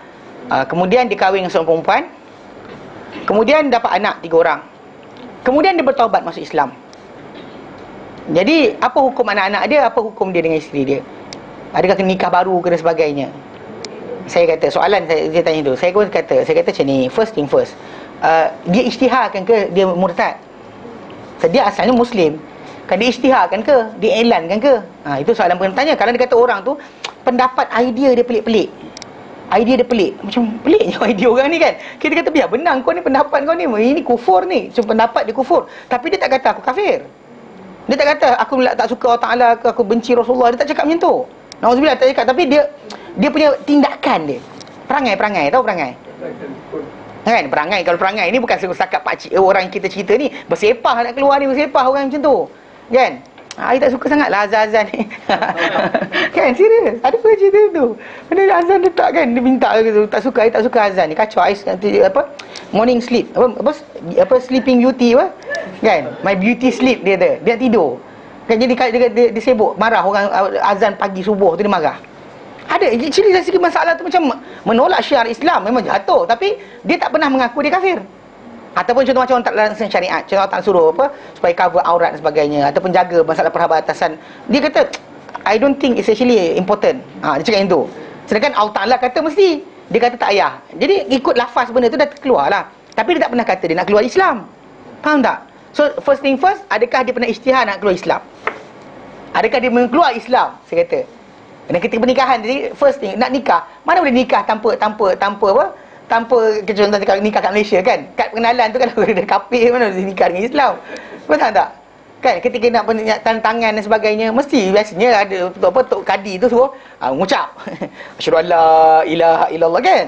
Okey, jadi saya kata secara asasnya tak mustahil. Saya kata boleh lepas. Kan ketika pernikahan tadi macam mana dia buat? Okey.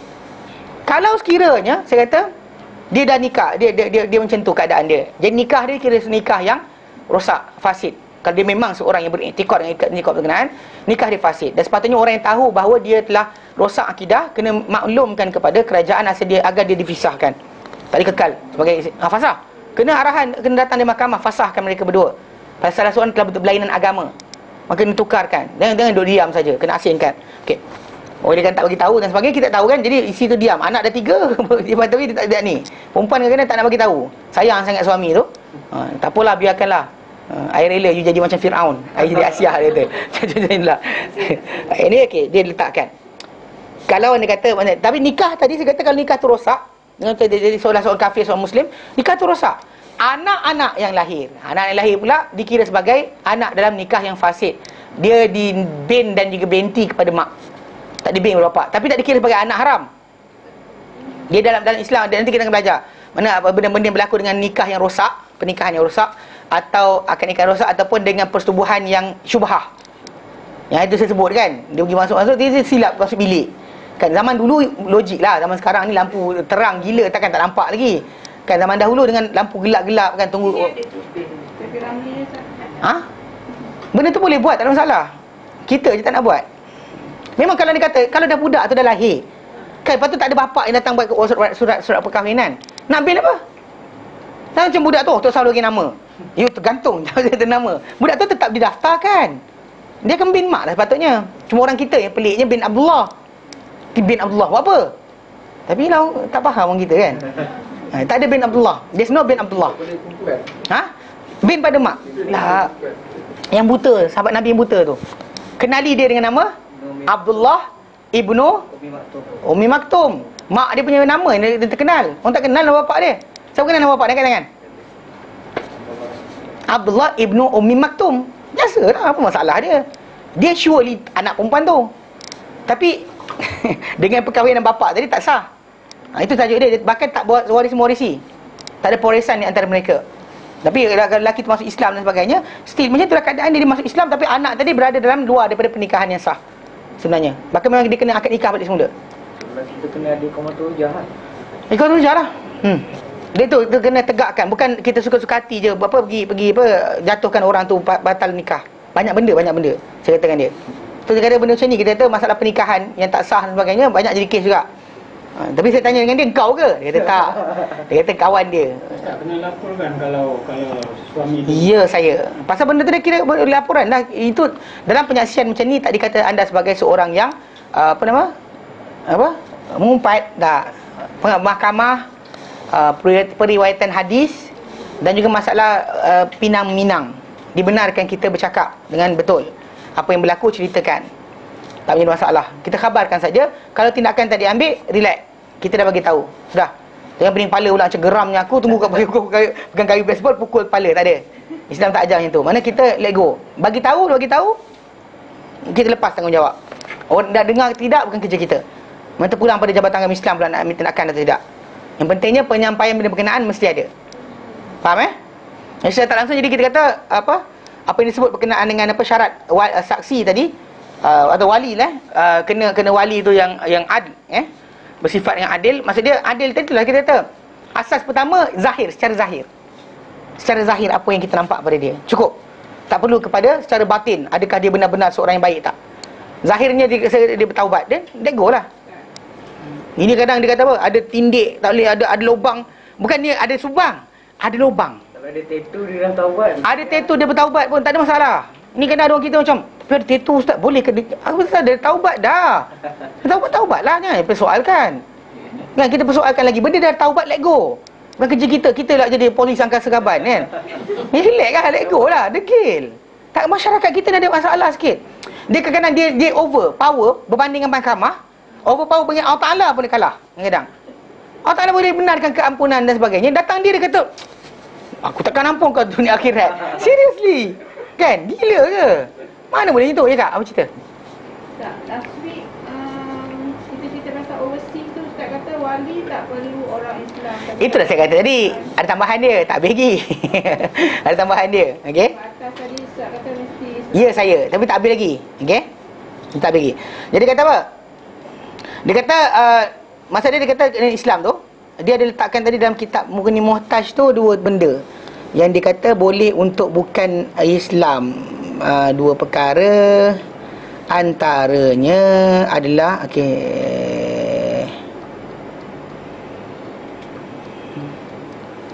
kalau Hasan yang bagi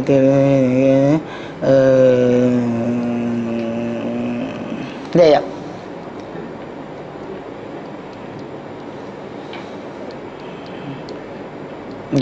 Mana dia? Tak ingat dia letak mana.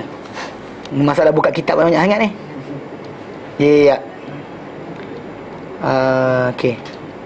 Dia sebut berkenaan dengan tajuk masalah. Kalau anda kata orang tu apa? Bawah tu tak habis lagi. Macam habis. Okey. Mana dia kata wal adalah, jadi adalah. Yang sama. Bawah tu dia terangkan. Actually ada dekat situ ada tenangkan. Dia terangkan. Kan atas kan, lepas daripada Islam, balik, berakal, kebebasan, bukan merdeka lah, lelaki dan adalah, kesaksamaan. Lepas tu illa, sambungan dia, illa, except annahu la yaftakiru nikahu dhimmi ila islamil wali. Melainkan except that, bahawa la yaftakiru, tidak memerlukan nikahu dhimmiyah, nikah wanita yang dhimmi, wanita yang bukan Islam, yang dalam kerajaan Islam, tak perlukan kepada ila islamil wali, kepada Islamnya wali dia. Tak perlu kepada keislaman wali dia. Wanita-wanita yang macam tu. Atau contoh macam-macam ketika Ummah Habibah nak nikahkan sebagainya, skip terus. Maka ada para ulama macam apa tadi disebut oleh Imam Malik dan juga Abu Hanifah, bahawa dia kata apa? Dia kata jamaah kefasikan tidak menghalang pengahwinan pada zaman awal Islam dahulu, boleh je, dibenarkan. Perkahwinan berkenaan berlaku, tak menjadi masalah. Tapi lepas daripada peringkat tentu tak dibenarkan. Ada peringkat dia sekat. Tapi masalah wali tadi, kerajaan tadi, memang kita kata kerajaan tadi tak perlukan pada berkenaan. Pasal Nabi SAW kan kita ceritakan kisah Nabi dinikahkan dengan Ummu Habibah oleh Najasyi, yang secara zahirnya Najasyi itu berfahaman atau zahirnya dia adalah Kristian. He's a Nasrani. Negus nama dia kalau dalam bahasa Inggeris, Negus. Dia actually dia dikira sebagai seorang Kristian di hadapan orang ramai, walaupun dia sembunyikan keislaman dia. Jadi hukum zahirnya dia ni Kristian ke Muslim? Zahirnya Kristian. So bila dinikahkan Nabi dengan Ummu Habibah, Nabi tak ada pula nikah sekali lagi di Madinah. Sebab itu para ulama mengambil hukum bahawa pernikahan dengan kerajaan menikahkan, tak disyaratkan untuk orang tersebut menjadi Muslim. Dan suruh pula Queen Elizabeth nak nikahkan kita, kena asyhadu an la ilaha illallah, dia kena mengucap pula. Tak pening kepala. Pasti tidak berlaku. Pasal dia actually ganti adalah kerajaan. Berdasarkan hadis Nabi kata, ana waliyun man la waliyalah. Aku wali, pelindung, penjaga bagi siapa yang tak ada penjaga baginya. So Nabi adalah penjaga sebagai kapasiti sebagai kerajaan. Dan sebab kenapa macam orang nikah dekat Thailand sah. Sebab apa sah? Sah sebab orang-orang yang menikahkan tadi dilantik oleh Raja Thailand. Faham? Raja Thailand yang lantik diorang untuk jadi menikahkan orang Islam. Jadi sah lah pernikahan tadi. Sebenarnya kalau dia kata ni lintas pakcik-pakcik yang tok-tok lebay tu, boleh pergi mahkamah diorang terus. Sah juga pernikahan berkenaan. Lepas tu daftarlah dekat, ni saya bukan ajar lepas tu daftarlah dekat kedutaan, bawa balik Malaysia. Ni melompat terus balik Malaysia, lepas tu kena saman. Kan dia kata dia pergi benda berkenaan ni cara betul, tak ada masalah. Yang mana ada larangan untuk orang tu pernikah? Kan boleh, tak ada masalah. Tapi penting, biasa banyak orang salah faham, yang kena denda teruk tu sebab apa? Tak daftar di kedutaan. Ustaz, ulang yang tadi tu, jadi wali kerajaan yang bukan Islam, macam mana dia kerajaan tu layak? Katakan saya tak apa Queen Elizabeth, Presiden Obama, kahwin dekat negeri yang bukan Islam, wali tu boleh kerajaan dia. Ya. Maknanya kalau kerajaan orang tu bukan Islam. Ya, itu saya bagi cerita berkenaan dengan Najasyi. Faham tak kisah Najasyi tadi? Zahir atas nama orang ramai, dia adalah Kristian. Maknanya yang wali tu yang kata saya nikahkan. Tak, dia bukan mesti aku nikah kamu. Actually by tanda tangan, by writing hand dah cukup. Dia sebenarnya benda berkenaan adalah persetujuan lelaki dengan wanita. Itu masalah nikah tu ni macam mana? Itu bagi isyarat boleh. You want dah boleh, tak ada masalah. Ikut kerajaan dia. Ikut benda berkenaan. Saksi kita kata benda berkenaan, kita kata kalau dia kata dalam mahkamah dan sebagainya, ikut negara berkenaan lah. Apa yang dibenarkan untuk jadi saksi berisi mereka. Oh. Boleh. Memanglah, itu kita boleh tadi. Kalau tidak, Nabi akan nikah sekali lagi. Tak, bukan. Masalah kalau tidak, Nabi nikah sekali lagi dengan Ummu Habibah. Ummu Habibah dinikahkan dengan Nabi SAW. Dia duduk dekat Habsyah. Lepas tu dinikahkan di sana. Maknanya kalau kita katakan duduk pergi dekat London dan sebagainya, pergi mahkamah dia je. Pergi mahkamah, settle. Sah. Kahwin yang registrar tu cukup je, Ustaz? Cukup. Ya, saya. Saya ingat dulu masa saya belajar tu, ada juga kalau kita budak Melayu kahwin dekat tu, kita orang kata tak. Bukan kita orang lah. Kahwin orang Melayu kata tak sah.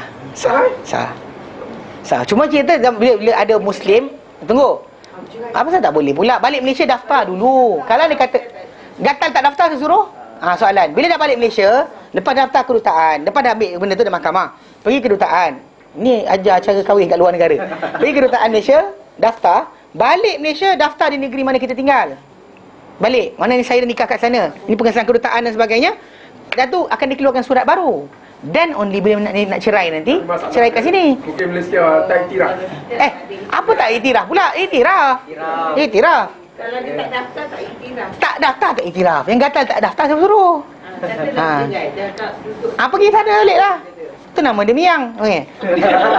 Tak serius, tak tahu dekat dekat kedai apa? Kedai Muhibah ada jual ikan miang. Aku tahu ikan miang punya ikan dia letak cara masak tu miang, ikan tu ikan kerapu. Ikan siakap. Tapi salah, actually tak salah. Pasal actually cuma okey. Dia kalau kita ada dua pilihan. Orang tu ada dua pilihan. Idea dia pergi ke kedutaan Malaysia, dinikahkan di situ dan daftar kedutaan, automatik daftarlah. Ataupun dia pergi ke pusat-pusat Islam di sana dan bawa ke kedutaan juga, daftar. Ataupun mahkamah, daftar. Islam tu confirm okey lah. Ya. Yang pertama tak, bukan masalah pusat Islam tu. Kahwin register. Ya, saya. Ya. Kalau dia kata pusat Islam tadi abang bawa kan. Lepas tu tak pergi kedutaan Malaysia, abang balik Malaysia terus, memang kena juga macam tu masalah dia. Sama seperti mahkamah. Salah di undang-undang negara. Salah undang negara je. Pendaftaran tadi, nikah tu sah. Sah. Nikah tu sah. Pernikahan tadi adalah sah. Dalam mazhab Syafi'i contohnya macam apa, seorang tu bila nikah luar kawasan. Maksudnya nikah luar kawasan, seorang wanita lebih 2 marhalah daripada wali dia, dan wali dia enggan untuk datang ataupun tak boleh datang, maka dia boleh nikahkan oleh wali hakim. Wali hakim tu maksud dia guardian from the government. Tu maksud dia sebenarnya wali hakim ni. Yang orang ya. Lepas tu bila dia dah balik sini, dia dah nak bercerai, dia pergi kat pejabat pendaftar. Masalah. Tak boleh pasal tak ada, itu je. Dia kena pergi balik ke sana. Balik ke London, balik ambil sekian-sekian, daftar bawa sekian, bawa sini balik. Kalau tidak kena cerai kat sana lah. Pasal tak boleh cerai luar kawasan. Orang tu bernikah dekat Kedah, dia nikah, dia cerai kat Kedah juga tahu. Macam kita kat Malaysia sendiri pun orang tak nikah kan, nikah dekat KL. Bila nak cerai tak pergi Kedah. Faham tak? Ini bukannya kita luar negara tau. Dalam Malaysia, orang tu akad nikah katakan di Kuala Lumpur, kemudian tinggal di Kelantan, lama dia tinggal di Kelantan sebagainya, kemudian nak bercerai. Bila nak bercerai, dia kena patah balik Kuala Lumpur, bawa kes ke mahkamah syariah Kuala Lumpur. Tak boleh bawa ke mahkamah syariah Kelantan. Bawa undang-undang negeri. Pasal semua agama berada di bawah Sultan. Bila Sultan pegang, apa pasal Sultan Kedah kata, apa hal kau ambil orang aku? Kan ini aku yang sahkan, asal engkau yang batalkan? Mana boleh? Boleh tak ada gaji ke? Ini tak raja, gubernur lah. Gubernur lah. Ya, saya balik pada pemerintah. Bukan main suka hati. Ini untuk jaga masalah. Kalau ada jadi kes yang saya cerita kan, orang pergi tanah Arab dan sebagainya kan, kawan dia ni baik, kawan ni baik gila, orang Arab. Ni budak Melayu, ni budak Arab, baik gila. Baik dan gila. Tak saya kata baik dan gila, siapa main gila sungguh. Dia pergi nikah dengan kawan ni. Kawan ni datang bawa student-student dan sebagainya. Kita tengok seorang-seorang budak tu cantik ke apa, wallahualam. Budak ni kalau saya sebut nama masalah. Okey. Tapi ini masuk YouTube ni, kalau anda kata orang cerita juga, orang kena juga budak ni. Dia nikah dengan budak perempuan ni, kes kerana kebetulan dia punya wali duduk di Malaysia. Tak ada kan? Lebih 2 marhalah kan? Yang nikahkan tadi kawan dia, sama kawan ni. Mana sah? Untuk sahkan pernikahan dia di sana, katakan perempuan tak ada wali kan? Dan wakil syar'i, wakil yang dilantik oleh kerajaan Yaman untuk menikahkan orang tu kena hadir. Faham tak? Itu satu benda. Untuk bawa balik Malaysia, pergi kedutaan juga. Yang budak ni sikit bangang, dia kata apa? Bid'ah. Oh lama. Sekali dia balik Malaysia, dia bernikah betul kan, bapak perempuan datang nikah kan. Yang itu sekali dia tak pergi daftar kedutaan. Balik Malaysia dia marah Jais. Korang tak benar kau dan sebagainya. Apalah menyusahkan orang. Yang kau bangang orang cakap dia dulu pergi daftar, tak nak, kenapa?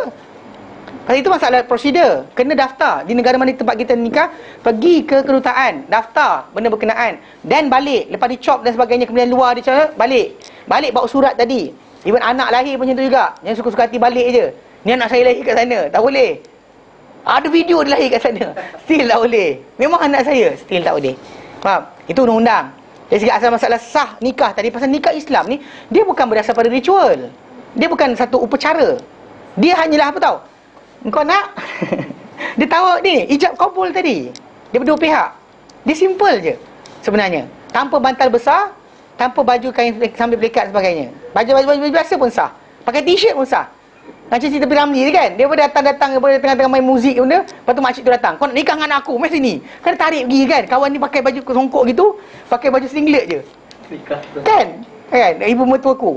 Itu betul lah tu, betul. Tak perlu kepada upacara apa benda. Pasal kebetulan budak perempuan tu mungkin tak ada pak saudara sebagainya, maka datang wakil daripada kerajaan, nikahkan, tu je. Dan wakil kerajaan tadi tak semestinya Muslim. Faham tak?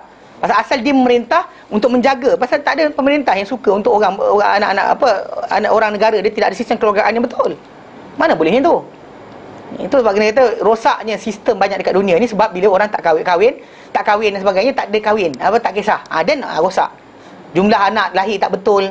Macam Singapura kurang anak, China kurang anak, Jepun kurang anak, orang muda dia makin kurang. Siapa naik ke MRT pergi kat Singapura naik MRT je. Boleh bilang orang muda. Lain semua tu. Tu benda tadi sistem sebenarnya, semua kerajaan berfikir macam tu. So untuk kawalan tadi, perkahwinan tadi kena ada. Pasal dengan perkahwinan sah tadi ada hak tuntutan harta di antara suami isteri tadi, pembahagian hak dan sebagainya, tuntutan nafkah berjalan. Kalau tidak, nanti siapa nak kawal? Dan sebab itu kita kata kerajaan kena ada. Faham? Yang kafir tadi pun dengan cakap kat UK tu sah, dia nikahkan orang perempuan ke sah kan? Tapi dengan syarat-syarat ni lah, jangan lari kan? Bila lari ni masalah dia. Nikah lari ni dia ada masalah. Pasal dekat situ yang kita kata la nikah bi wali kan, wa syahidin adlin. Dan macam dia katakan oleh Abu Hurairah, dia kata wanita menikahkan diri sendiri dianggap sebagai zaniah. Sebenarnya tu masalah. Pasal actually kalau tak ada guidance tadi kan masalah, semua orang lari. Dan siapa nak ni kan, perempuan tadi kena ada kehormatan dia.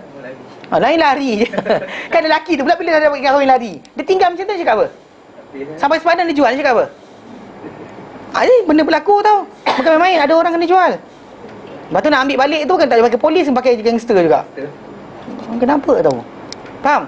Jadi masalah wali yang kerajaan itu bukan Muslim, tak ada masalah.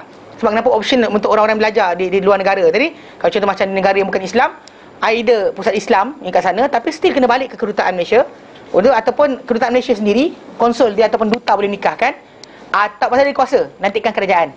Bahkan bila dia datang sebagai wakil tu, kerajaan negara berkenaan pun terima dia. So dia ada hak untuk menikahkan orang.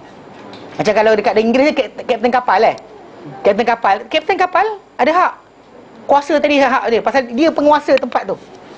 Tahu kan? Kapten kapal kapal tu dia boleh kahwinkan. Ya, saya.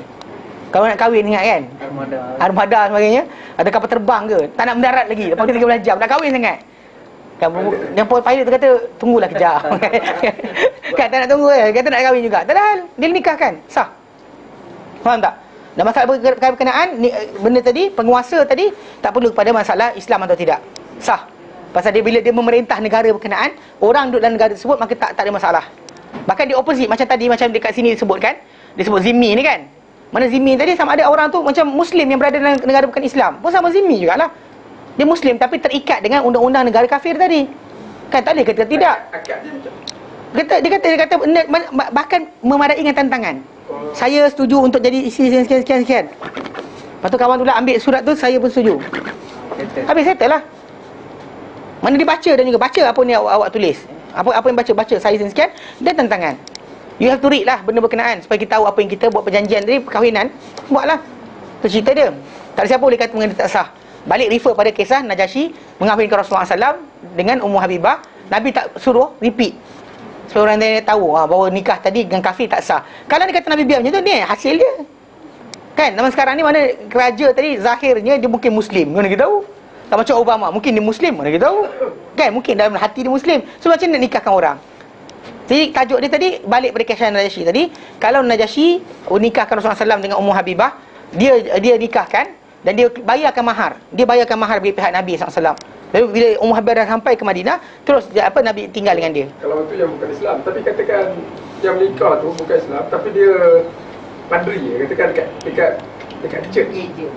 Dia church sebenarnya dia punya untuk seremoni. Kalau abang nak tahu, dia seremoni, seremonial.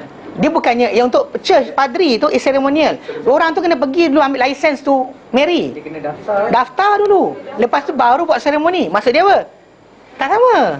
Still tak sama. Masa dia set tangan tu. Yang padri tadi dia has no power sebenarnya. Seremoni je lah. Seremoni je, untuk upacara saja.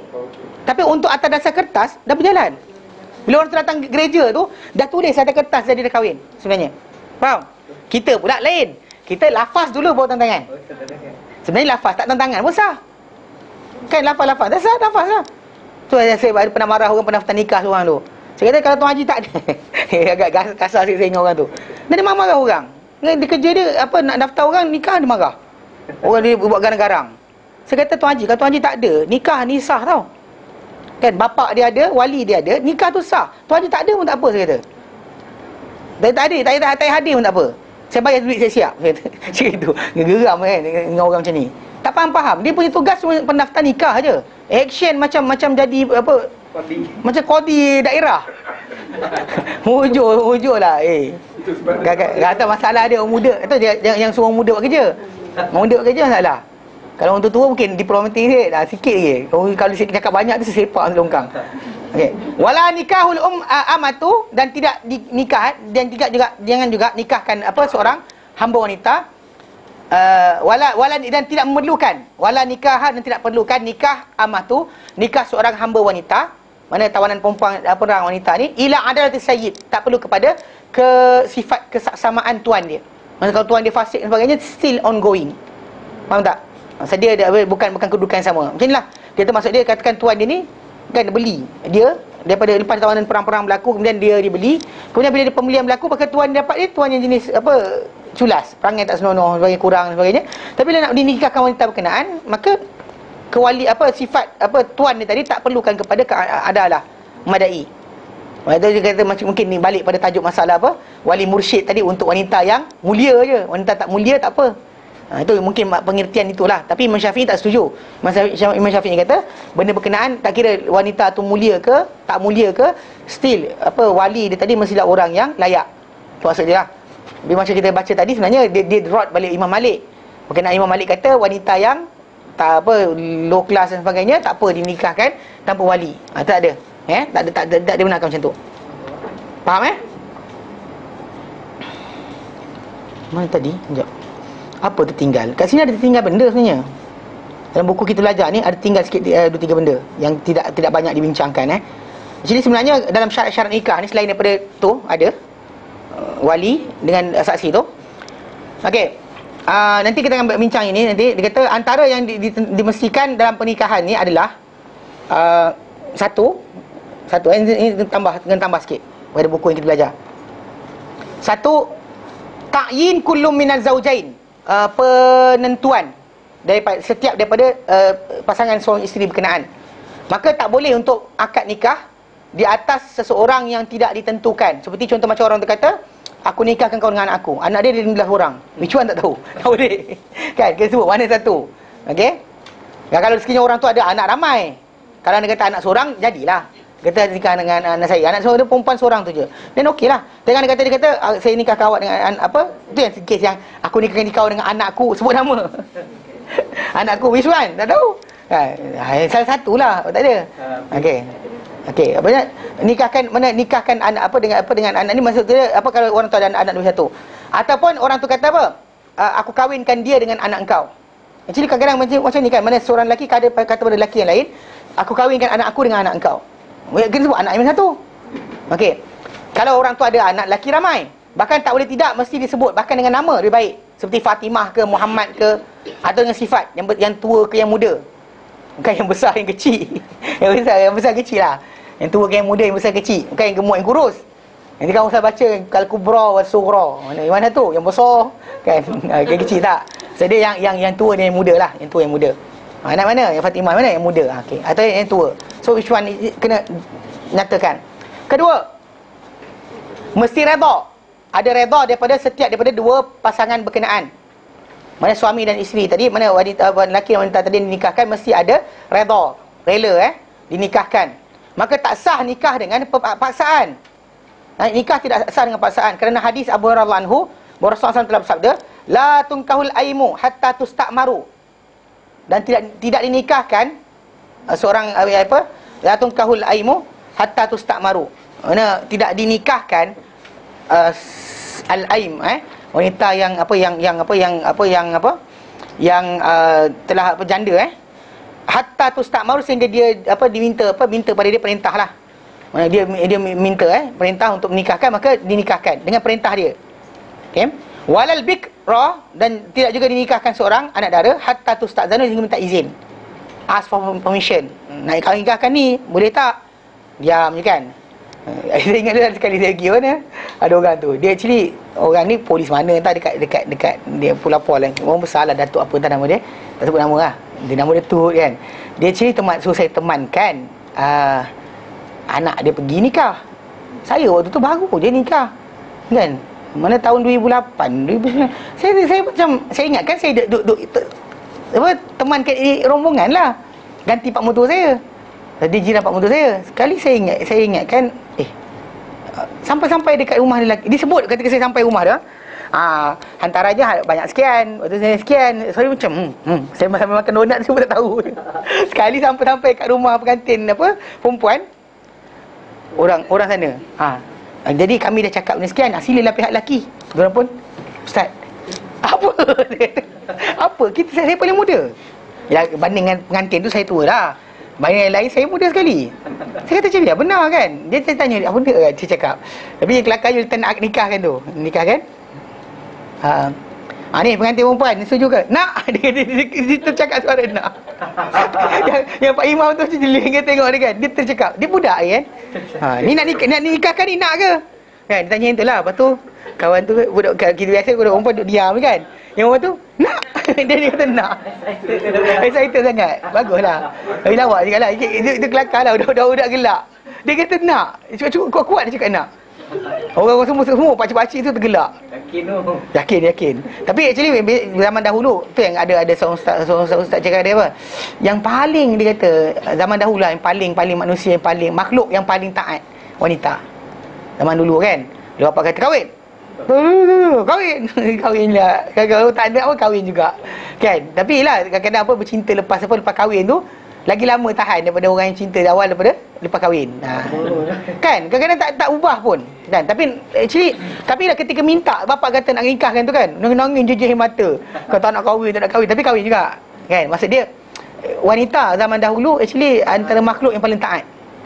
Sebut taat kan? Taat betul-betul taat. Tak ada lah. Kan? Kata putih-putih, hitam-hitam. Abah kata. Zaman sekarang jangan cakap. Sepak dulu abah. Bapak lawan dia lari keluar panjat. Mungkin kejang bapak dia. Itu kadang-kadang berlaku lah. Dia kata kes macam ni. Tapi dari asasnya memang wanita kena minta izin. Redha dan juga minta redha dia kita ketahui dengan tadi lah. Dia tanya, dia diam. Maksud dia pasal Nabi kata dalam hadis yang sana dia kata diam dia adalah tanda redha dia. Betul ya. Yang ketiga, wilayah fil mar'ah, kewalian dalam wali dan nikah. Maka maka tidak terakad ke atas wanita, melainkan tidak mengakad ke atas seseorang wanita kecuali wali dia sendiri. Cuma saya kata lah, cuma dalam mazhab Syiah Hanafi wali tu hadir tapi dia tak ada kerajaan ataupun bapak dia, tapi melafazkan nikah tadi normally adalah perempuan tu sendiri.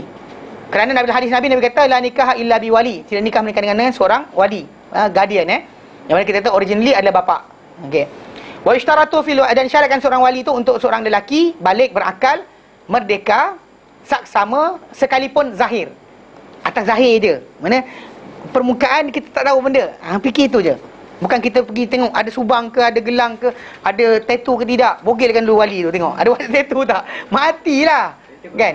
Kerana pasal zaman sekarang kan ada orang yang dah tua-tua, muda sekarang, 20 tahun lepas dia muda kan, tattoo. Sekarang dia dah ada anak. Nak nikahkan anak. Dia takut nanti keluar pula jabatan Islam, wali-wali yang ada tattoo akan dibogilkan dahulu. Tengok kan dia. Tak boleh, tak ada. Maksud dia secara zahir saja. Dan keempat, penyaksian ke atas pernikahan tadi. Itu yang kata syarat tadi, syarat nikah tu kena ada penyaksian. Maka tak sah penyaksian tadi melainkan dengan dua saksi yang saksama di kalangan Muslim, yang baligh, yang saksama sekalipun zahir. Ini diletakkan zahir je. Yang atas nama dasar dan tak nampak dia jahat dan sebagainya, memadai cukup. Kalau nak memang dah tahu perompak, jangan ambil lah jadi saksi. Kerana sabda Nabi SAW, la nikah illa bi wali wa syahidai adlin wa ma kana ghairu zalika fa huwa batilun. Tidak nikah melainkan dengan seorang wali dan dua saksi yang saksama, dan apa-apa selain dari itu maka ia adalah batil. Hadis yang dalam Ibn Hibban tadi. Berkata Imam Tirmidzi, beramal di atas pendapat ini ahli ilmu di kalangan sahabat-sahabat Nabi SAW, dan siapa selepas mereka di kalangan tabi'in dan lain-lain. Dan mereka berkata tidak ada pernikahan kecuali dengan saksi. So kadang kata kalaulah hadis tak kuat mana sekalipun, still dari segi amal semua para sahabat meletakkan saksi untuk menyaksikan benda berkenaan. Dan disyaratkan penyaksian dan nikah tadi bagi sebenarnya untuk penjagaan sahaja. Bimbang-bimbang orang tu kata, mana ada mana ada nikah. Tak, itu penting dia. Tapi zaman kita sekarang ni sebenarnya saksi nak nikah tu ramai dah. Kan ramai gila orang keliling tu kan. Beratus orang keliling. Dengan ada mikrofon lagi. Aku terima nikahnya kan. Peluh-peluh kan. Yang budak tu actually yang lelaki tu berpeluh. Kan. Tu saya pegang-pegang dia. Okey sikitlah. Yang pak cik yang masalah ni kita ingatkan pergi teman saja makan. Kita ingat nak melantak aje rupanya kerja dia wakil. Nombor 5. Okey. Nombor 5, bersihnya atau bersihnya dua suami isteri berkenaan daripada halangan-halangan pernikahan yang menghalang pernikahan, yang menghalang perkahwinan, yang berupa sama ada nasab keturunan ataupun sebab. Nasab keturunan maksud dia ni dengan adik dia yang ni yang sekian, ni mak saudara dia sendiri kan, tak boleh. Ataupun sebab seperti apa? Penyusuan ataupun ipar. Kan dia tak boleh kahwin sebab apa? Ipar. Okey, ataupun berlainan agama. Okey? Ataupun kalau asbab, ataupun kalau dari segi asbab contohnya mungkin jadi contoh lain seperti orang tu dalam ihram pun tak boleh juga, perkahwinan tak boleh dijalankan. Sebagaimana dalam ihram, kalau untuk akad nikah tak sah. Faham Nikah tidak sah, nikahan tidak sah. Walau akad saja. Walau akad sekalipun tak sah. Faham Jadi itu 5 syarat sebenar yang dikata sebagai syarat-syarat pernikahan tu nak dibuat. Nanti kita akan masuk insya-Allah dengan rukun nikah lain. Ni syarat-syarat pernikahan tu kena ada benda tadi. Kena ada penentuan lelaki perempuan, mana penentuan lelaki mana perempuan. Kedua redha, ketiga ada wali, keempat penyaksian, dan kelima berkenaan dengan mereka bersih daripada sebarang halangan perkahwinan, sama ada keturunan ataupun penyebab keturunan, contoh macam penyusuan dan sebagainya dan nasab tadi, sama ada nasab tadi dengan nasab betul ataupun dengan penyusuan atau ipar duai ataupun berbeza agama. Manakala satu lagi yang tak dibolehkan asbab, itu macam contoh macam orang tu dalam ihram, so tak boleh nikah, tak sah jelas. Tapi banyak orang pergi sana cari jodoh Okey, jelas Ada soalan? Wali kalau kat Malaysia dengan bapak dah tak ada, wali dia siapa? Terus automatik akan pindah kepada atuk. Atuk tak ada, pindah kepada adik-beradik.